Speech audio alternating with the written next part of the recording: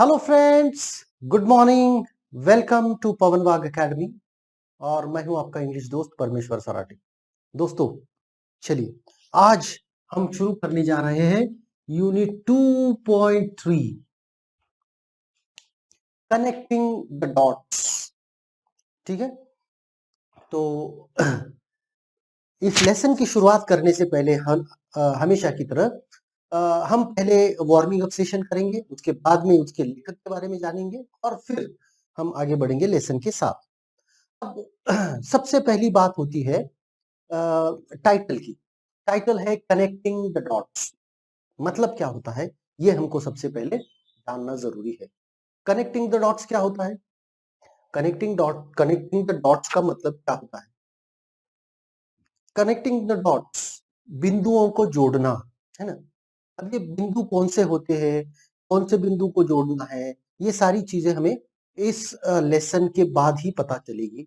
वो क्या कहना चाह रहे हैं, ठीक है, लेखक क्या कहना चाह रहे हैं, ये बात हम समझ सकते हैं सिर्फ लेसन को देखने के बाद। ठीक है, तो चलिए आगे बढ़ते हैं वार्मिंग अप सेशन के साथ।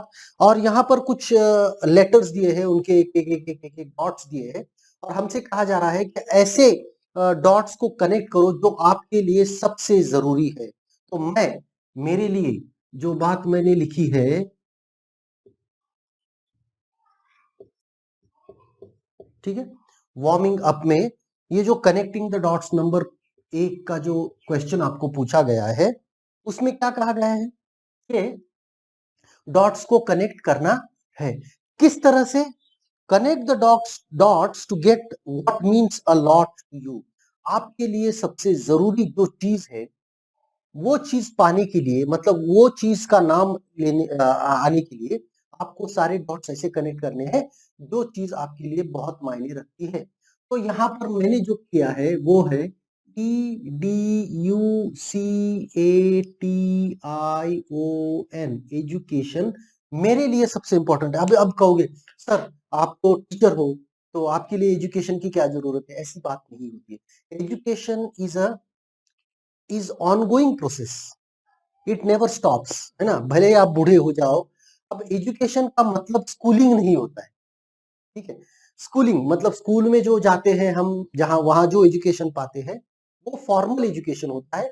पर ऐसा नहीं होता है कि स्कूल से बाहर निकलने के बाद हमारा पढ़ना या फिर हमारा सीखना, पढ़ने से ज्यादा सीखना हमारा बंद हो जाता है, ऐसा बिल्कुल भी नहीं होता है। ठीक है, तो ये जो सीखने की प्रक्रिया होती है, एजुकेशन जो होता है, वो निरंतर चलता रहता है। ठीक है, तो एजुकेशन मेरे लिए इंपॉर्टेंट, तो रोज एक नई चीज हमें सीखने को मिलती है। रोज जीवन, हमारा जो जीवन होता है वो हमें रोज एक नई सीख देने की कोशिश करता है। ठीक है, तो चलिए, ये एजुकेशन मेरे लिए इंपॉर्टेंट था। With your batchmate use the letters given above to make a word register of computers. Set a time limit of 5 minutes and compare your list with that of other classmates. अब इसमें computer का जो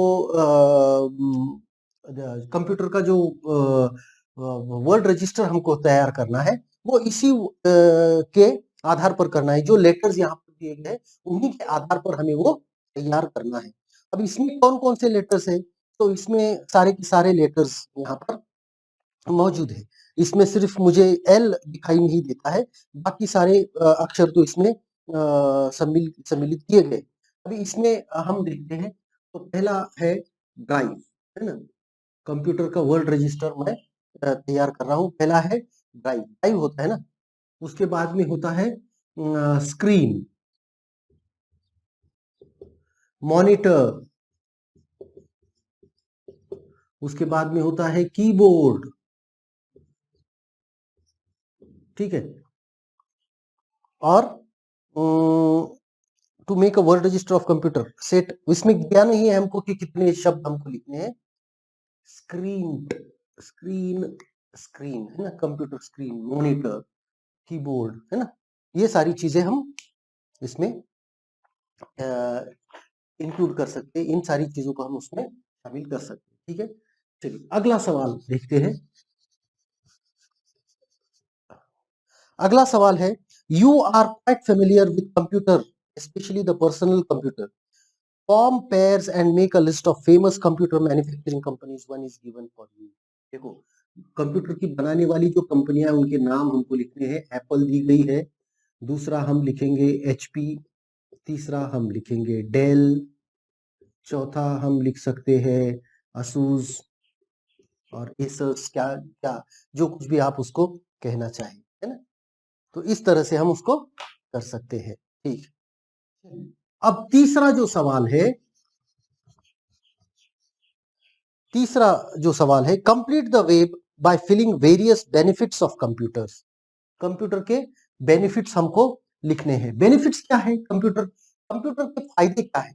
तो देखिए, computer के फायदे हैं कि हम उसमें इंफॉर्मेशन स्टोर कर सकते हैं, है ना. स्टोर कर सकते हैं उसमें. हमारी जो जानकारी है वो सारी की सारी जानकारी हम कंप्यूटर में सेफ रख सकते हैं, सुरक्षित रख सकते हैं. ठीक है. क्योंकि किताबों में अगर आप लिख कर रखोगे तो वो किताबें कुछ सालों के बाद में उसके पन्ने टूटने लगते हैं, उसके पन्ने फटने लगते हैं और बहुत ही नाजुक चीज वो हो जाती है. तो कंप्यूटर में वैसा नहीं होता. कंप्यूटर में आप कितने दिन भी उसको स्टोर कर सकते हो. एंटरटेनमेंट,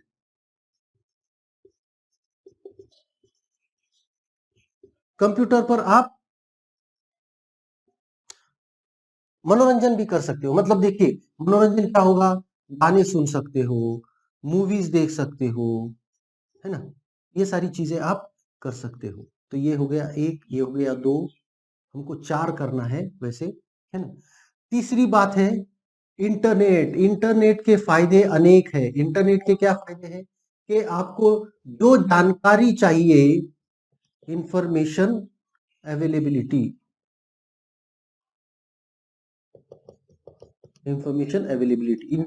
इंटरनेट की वजह से सबसे बड़ी चीज क्या हुई है कि हमें जानकारी का एक खजाना हाथ हमारे लगा है और हमें जो चाहिए, जिस विषय पर चाहिए, वो जानकारी हमें आसानी से उपलब्ध हो जाती है. ठीक है. और उसके बाद में इंफॉर्मेशन है. हाँ, उसके बाद में कंप्यूटर की वजह से हम बहुत सारे काम आसानी से कर सकते हैं, जिसको हम कंप्यूटिंग कहते हैं ना. कंप्यूटिंग में क्या है, ये सिर्फ कैलकुलेटर की तरह गिनने की बात मैं नहीं कर रहा हूँ यहाँ पर. कंप्यूटिंग का मतलब क्या होता है कि जैसे आप एक प्रोग्राम उसमें डालते हो तो वो कोई भी चीज कर सकता है. मान लो आप एक प्रोग्राम कंप्यूटर में डालते हो कि भाई मेरा ये जो पानी की टंकी है ना, मतलब वो प्रोग्राम पर ही होता है. मेरी ये जो पानी की टंकी है, इसमें अगर वो भर जाती है, पानी की टंकी जब भी भर जाती है तो मुझे अलार्म मिलना चाहिए कि पानी की टंकी भर चुकी है, मुझे अब वो बंद कर देना है, क्या कहते हैं उसको, पानी वहां पर भेजना बंद कर देना है, मेरी जो मोटर है वो बंद कर देनी है. ठीक है. या फिर आप ऐसा प्रोग्राम तैयार कर सकते हो कि घर के बाहर कोई अगर आकर खड़ा हो, है ना, घर के बाहर अगर कोई आकर खड़ा हो तो सेंसर लगा करके प्रोग्राम ऐसा तैयार कर सकते हो कि अगर वहां पर उतनी ऊंचाई के ऊपर अगर कोई आकर खड़ा होता है तो तुरंत हमारा अलार्म जो है वो बजेगा. ठीक है. या फिर आप कहते हो कि जैसे ही मैं दरवाजा खोलता हूँ मेरे घर का, बाहर से आने के बाद घर में कोई भी नहीं है, है ना, जैसे ही मैं दरवाजा खोलता हूँ तो घर की सारी लाइटें और फैन जल उठेंगे और जैसे ही मैं दरवाजा बंद कर लेता हूँ, सारी की सारी लाइटें और दरवाजे सारी की सारी लाइटें और फैंस जो है वो दरवाजा लगाने के बाद अपने आप बंद हो जाए. तो इस तरह का प्रोग्राम, तो ये प्रोग्राम आप कंप्यूटर को फीड कर दीजिए. जब आप जो प्रोग्राम आपने फीड किया है वो बिल्कुल उसी तरह से कार्य करेगा. तो ये कंप्यूटिंग होता है. डिकोडिंग, इसको कोडिंग वगैरह जो कहते हैं ना, उसी का वो भाग होता है, तो उसको हम कंप्यूटिंग कहते हैं. ठीक है. आगे बढ़ते हैं.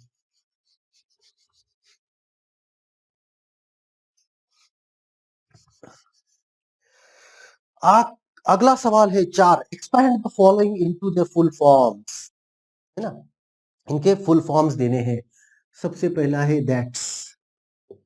तो ये क्या है, that is. Okay. Can't, cannot. Next, didn't, did not. I've, I have, ठीक है। उसके बाद में here's, here is, ठीक है। तो इस तरह से ये कॉन्ट्रैक्टेड फॉर्म्स हम इंग्लिश में हमेशा यूज करते हैं, बात करते समय भी और लिखते समय भी हम उनका बहुत बार उपयोग करते हैं। तो ये चीजें हमें पता होनी चाहिए। ओके, उसके बाद में बी उसका जो भाग है, क्वेश्चन नंबर 4 का जो बी भाग है, write the shorten forms of the following. चलिए, यू हैव, यूव, है ना, यूव। B, I would, I would का आइड, ठीक है। इट इज, इट इज का इट्स, है ना। अब देखिए इसमें फर्क होता है, इट्स में फर्क होता है और इट्स में भी फर्क होता है ना। बगैर अपोस्ट्रोफी एस के और विद अपोस्ट्रोफी एस, ये दोनों शब्दों में अंतर होता है। इट इज, इसका शॉर्टन फॉर्म होता है, ये मतलब होता है इट इज। ओके, तो ये इट्स का मतलब होता है पोजेशन, पॉजेसिव की तरह यू इसको यूज होता है। इट्स कह सकते हैं कि the dog was running because it's, it's ये पॉजेसिव होता है क्योंकि उसकी, है ना। कुत्ता भाग रहा था क्योंकि उसकी पूंछ, पूंछ से खून बह रहा था। The dog was running because its tail was bleeding, its tail was bleeding, है ना, इस तरह से। चलिए, it is, you are, you are, है ना, you're, you're, he will becomes he'll, ठीक है। आई हैड, सॉरी, आइड, है ना, आइड। चलो नेक्स्ट लाइन चलते हैं, नेक्स्ट लाइन पर। तो ये जो सारे भी आपने बोर्ड पर लिखे हुए देखे हैं, उनको आप पॉज करके भी अगर समझना है तो कर सकते हैं। Will not becomes won't, shall not, shall not becomes shan't, are not becomes aren't, ठीक है। उसके बाद में need not, needn't, needn't, must not, must not becomes mustn't, mustn't, mustn't कहते हैं उसे। और आखिर में ought not becomes oughtn't, ठीक है। तो इस तरीके से ये चीजें हमको पता होनी चाहिए, ताकि जब भी हम कुछ पढ़ रहे हैं तो हमें कोई परेशानी ना हो, और जब भी हम कुछ लिख रहे हैं तो इसमें भी हम उसका उपयोग कर सकते हैं। जब बात कर रहे होंगे तब भी हम उसका उपयोग कर सकते हैं, ठीक है। तो चलिए आगे बढ़ते हैं हम इस लेसन के लेखक के साथ में। अब देखिए लेखक है क्या है, स्टीव जॉब्स, ठीक है। तो जैसे हमने यहाँ पर देखा था एप्पल, है ना, स्टीव जॉब्स का नाम आपने सुना तो होगा ही। स्टीव जॉब्स वो व्यक्ति थे जो दुनिया की आज, जो दुनिया की सबसे बड़ी कंपनी मानी जाती है, या फिर कभी कम ज्यादा होते रहता है, कभी एप्पल सबसे बड़ी कंपनी हो जाती है, कभी अमेजोन बन जाती है। तो इन दोनों में थोड़ी सी तसल है, पर फिर भी एप्पल जो है वो बहुत दिनों से नंबर एक, मतलब दुनिया की सबसे सबसे बड़ी कंपनी बनाने का श्रेय अगर किसी को जाता है तो वो जाता है स्टीव जॉब्स को। और उन्होंने इसी एप्पल कंपनी को खड़ा किया है। आज दुर्भाग्यवश वो हमारे बीच में मौजूद नहीं है, क्योंकि वो 2011 में उनकी कैंसर के चलते उनकी मृत्यु हो गई है। तो पर आज भी उन्हें जाना जाता है, आज भी उन्हें लोग उनका नाम लेते हैं, उनको पहचानते हैं। क्यों? कि उन्होंने दुनिया को एक ऐसी कंपनी दी है जो सबसे बड़ी तो है ही, पर बहुत क्या कह सकते हैं, बहुत लोगों के जीवन में बदलाव लाने का काम उस कंपनी ने किया है। Steve Jobs, to 1955 to 2011, was an American entrepreneur, business magnate, inventor and industrial designer. Steve jobs वो एक अमेरिकी व्यक्ति थे जो एक एंटरप्रेन्योर थे। एंटरप्रेन्योर क्या होता है?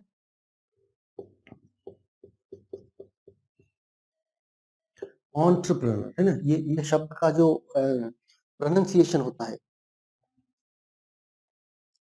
ENTRE, entrepreneur.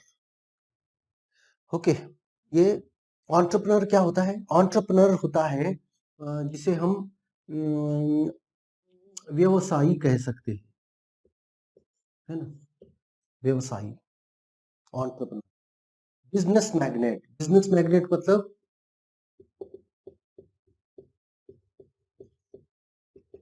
मतलब बहुत बड़ा व्यापारी, है ना, बिजनेसमैन, बहुत बड़ा, है ना, बहुत बड़ा व्यापारी। इन्वेंटर, खोजी, है ना। तो हम एक और शब्द से भी जान सकते हैं, जिसको क्या कह सकते हैं, इन्वेंटर, शास्त्रज्ञ, साइंटिस्ट तो नहीं कह सकते उनको हम। इंडस्ट्रियल डिजाइनर मतलब, इंडस्ट्रियल डिजाइनर मतलब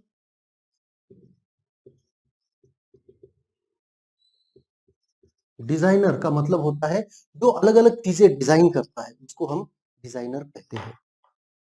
Chief Industrial Design. He was the chairman and chief executive officer and co-founder of Apple Incorporated. वो एप्पल कंपनी के संस्थापक, चेयरमैन और chief executive, CEO, Apple company के संस्थापक, अध्यक्ष, चेयरमैन और उसके सीईओ भी रह चुके हैं।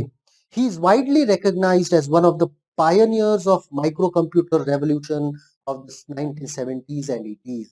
और 1970 और 80 में अपने भारत में तो नहीं था, पर अमेरिका में जो 1970-80 में जो एक क्रांति कंप्यूटर के क्षेत्र में आई थी या हुई थी, उस कंप्यूटर क्रांति के वो एक उद्गाता, उनको जनक हम कह सकते हैं कि उन्होंने उस क्रांति का नेतृत्व किया था। उनकी कंपनी ने उस कंप्यूटर क्रांति जो 1970-80 में आई थी, उस कंप्यूटर क्रांति का उनकी कंपनी ने नेतृत्व किया था। तो एक बहुत बड़ा नाम है स्टीव जॉब्स, और उनके द्वारा, अब देखिए ये लेसन जो है, ये लेसन उन्होंने लिखा नहीं है, ये कोई उनका लिखा हुआ किताब है या लिखी हुई कहानी है, ऐसा कुछ भी नहीं है। ये उनका एक भाषण जो उन्होंने किसी कॉलेज के डिग्री प्रदान, है ना, पदवी प्रदान समारंभ में उन्होंने ये भाषण दिया था। और ये भाषण इतना ज़्यादा पॉपुलर है कि आज कई स्कूली बच्चों को भी वो भाषण सुनाया जाता है। ये इसलिए क्योंकि उन्होंने उसमें जो बात कही थी, वो बात आज भी और कहीं भी, मतलब आज से आने वाले 100 साल, 200 साल, 1000 साल तो ये बात वैसी ही, उतनी ही प्रभावी रहेगी। इसीलिए ये भाषण बहुत ही महत्वपूर्ण माना जाता है, इसको बहुत ज़्यादा लोग सुनते हैं। चलिए, तो आज हम शुरू करते हैं उस लेसन के साथ। तो चलिए फिर आगे बढ़ते हैं। Today I want to tell you 3 stories from my life. That's it, just 3 stories. The first story is about connecting the dots. चलिए, आज वो कहते हैं कि मैं आपको 3 कहानियां सुनाने वाला हूं, बस इतनी सी बात, 3 कहानियां और सब समाप्त, फिर खत्म। मैं ज्यादा कुछ आपसे बात नहीं करने वाला हूँ। तो वो कह रहे हैं कि मैं आपको सिर्फ 3 कहानियां बताऊंगा, ज्यादा कुछ बताने के लिए मेरे पास नहीं है, सिर्फ 3 कहानियां बताऊंगा। और पहली जो कहानी है वो है connecting the dots. Connecting the dots का मतलब है बिंदुओं को जोड़ना। ऐसे बिंदुओं को जोड़ने की एक कहानी मैं आपको बता रहा हूँ। I dropped out of Reed College after the first 6 months, but then stayed around as a drop-in for another 18 months before I really quit. देखो, वो कह रहे हैं कि मेरा एडमिशन जो है वो रीड कॉलेज में हुआ था और 6 महीने कॉलेज करने के बाद मुझे पता चल गया कि ये मेरे लिए नहीं बना है, इसलिए मैंने कॉलेज के क्लासेस करना छोड़ दिया। लेकिन मैंने कॉलेज नहीं छोड़ दिया था, मैं कॉलेज में ही रहता था, पर वहां पर मैं ड्रॉप इन की तरह, मतलब ड्रॉप इन क्या होता है कि जैसे आना जाना चलता रहता है ना, कि छोड़ने के पहले आपको कुछ समय दिया जाता है कि ठीक है भाई, आप देखो, अगर आपको लगता है कंटिन्यू करना है तो कर सकते हो। इस तरह से ड्रॉप इन की तरह, विजिटर की तरह मैं कॉलेज में आया जाया करता था 18 महीने तक, है ना। पहले 6 महीने मैं कॉलेज में एज अ स्टूडेंट था, फिर बाद में 18 महीने मैं वहां पर ड्रॉप इन की तौर पर आता था, है ना, ड्रॉप इन की तौर पर आता था। और आखिर में 18 और 6 24 महीनों के बाद, मतलब 2 साल के बाद मैंने कॉलेज छोड़ दिया, कंप्लीटली क्विट, है ना। क्विट मतलब छोड़ देना। फिर 24 महीने के बाद, 2 साल के बाद फिर मैंने कॉलेज छोड़ दिया। Looking back, it was one of the best decisions I ever made. और जब आज मैं पीछे मुड़कर देखता हूं तो मुझे ऐसा लगता है कि वो मेरे जीवन का सबसे सही फैसला था, ऐसा वो कह रहे हैं। देखिए, हम तो इतने हमारे देश में तो शिक्षा के बारे में इतने हमारे जो पेरेंट्स होते हैं, हमारे जो पालक होते हैं, वो इतने शिक्षा के साथ में उनका उस शिक्षा के लिए उनके मन में इतना क्या कहते हैं, महत्व भरा हुआ है कि किसी लड़के ने या उनकी लड़की ने या किसी बच्चे ने कॉलेज छोड़ देना, ऐसा बात सोचना भी उनके लिए पाप है ना।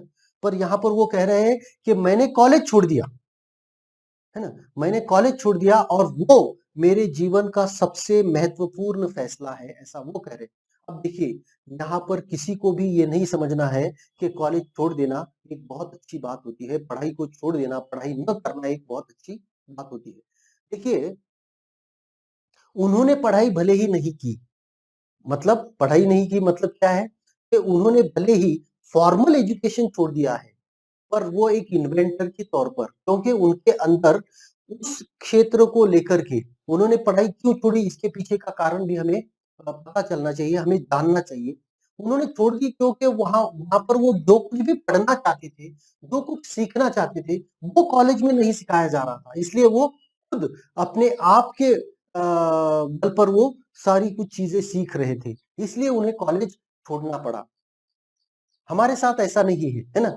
हमें तो पढ़ना ही है, ठीक है? तो वो कह रहे हैं कि वो मैंने छोड़ दिया और वो मेरे जीवन का सबसे सही फैसला साबित हुआ। आई एवर मेड, मेरे जीवन में मैंने जो कुछ भी फैसले लिए होंगे, उनमें से सबसे बड़ा फैसला और सबसे अच्छा फैसला अगर कोई होगा, तो वो मेरा कॉलेज छोड़ने का फैसला था। I could stop taking the required classes that didn't interest me and begin dropping in on the ones that looked interesting. देखो, कॉलेज छोड़ने का मेरा फैसला जो था, मतलब पहले 6 महीने में जैसे मैंने कॉलेज बंक करना शुरू कर दिया, छोड़ना मतलब कॉलेज की क्लासेस अटेंड नहीं करना, उससे क्या हुआ, उससे एक फायदा मुझे हुआ कि मैं जो कुछ भी मुझे नहीं भाता था, मुझे अच्छा नहीं लगता था, वो क्लासेस मैं नहीं कर सकता था, मतलब उसके उसकी वजह से मुझे थोड़ा सा स्वातंत्र मिला, मुझे उसकी वजह से थोड़ा फ्रीडम मिला कि जो कुछ भी मैं पढ़ना चाहता था वो मैं कर सकता था। मुझे जिस चीज में इंटरेस्ट था वो क्लासेस मैं कर सकता था और जिसमें इंटरेस्ट नहीं था वो क्लासेस मैं छोड़ सकता था। इस वजह से, क्योंकि मैं ड्रॉप आउट था, इस वजह से अब मुझे अटेंडेंस की कोई चिंता नहीं थी, अब मुझे सबमिशन की कोई चिंता नहीं थी। क्यों? कि मैं किसी भी क्लास में जाकर के बैठ सकता था, जिस क्लास में मुझे लगता था कि ये इंटरेस्टिंग सब्जेक्ट है या ये इंटरेस्टिंग पार्ट है, तो वहां पर मैं जाकर बैठता था और वहां पर क्लास करता था। तो उन्होंने भले ही कॉलेज छोड़ दिया था, मतलब फॉर्मली वो कॉलेज नहीं करते थे, पर फिर भी वो क्लासेस करते रहे। कौन से क्लासेस वो करते रहे? जो उनको भाते थे, जो उनको अच्छे लगते थे, वो सब्जेक्ट्स के क्लासेस वो करते थे। ये चीज हमको समझना जरूरी है। कॉलेज छोड़ दिया मतलब कॉलेज छोड़ के घर पे चले गए और कुछ कलर करने लगे, ऐसा नहीं। क्लासेस वो करते थे, वो ड्रॉप आउट हुए। उन्होंने कॉलेज छोड़ा था, पर क्लासेस करना नहीं छोड़ी। तो क्लासेस वो कॉलेज उन्होंने क्यों छोड़ा? क्यों? कि उनको जो कुछ भी अच्छा नहीं लगता था, वो पढ़ाया जा रहा था वो क्लासेस में, और जो कुछ भी उनको अच्छा लगता था, वो क्लासेस वो नहीं कर पा रहे थे। इसलिए उन्होंने कॉलेज छोड़ दिया, ताकि उनको जो पसंद है, वो क्लासेस वो कर सके, इसलिए उन्होंने कॉलेज छोड़ दिया। ये जानना हमारे लिए बहुत महत्वपूर्ण है। पर अब देखिए, कॉलेज छोड़ने के जैसे उनके कुछ फ़ायदे उनको हुए कि भई जो करना चाहते थे वो कर सकते थे। जो नहीं करना चाहते थे उनको नहीं कर सकते थे। और उसके साथ-साथ कोई उनके नुकसान भी उसमें हुए, है ना? क्या-क्या नुकसान हुए? किस तरह से उन्होंने उस चीज़ को अपनाया है, फिर किस तरह से उसके ऊपर उन्होंने विजय प्राप्त की, किस तरह से उनको वो नुकसान झेलने पड़े और किस तरह से उन्होंने उनका सामना किया। ये सारी चीज़ें हम देखेंगे अगले वीडियो में। आशा करता हूँ ये वीडियो आपको पसंद आया होगा, पसंद आया है तो लाइक ज़रूर कीजिएगा, दोस्तों के साथ शेयर करना मत भूलिएगा और पवन वाग अकेडमी को सब्सक्राइब ज़रूर कीजिएगा, ताकि ऐसे नए-नए वीडियोज़ आपको मिलते रहे। Thank you very much, good bye.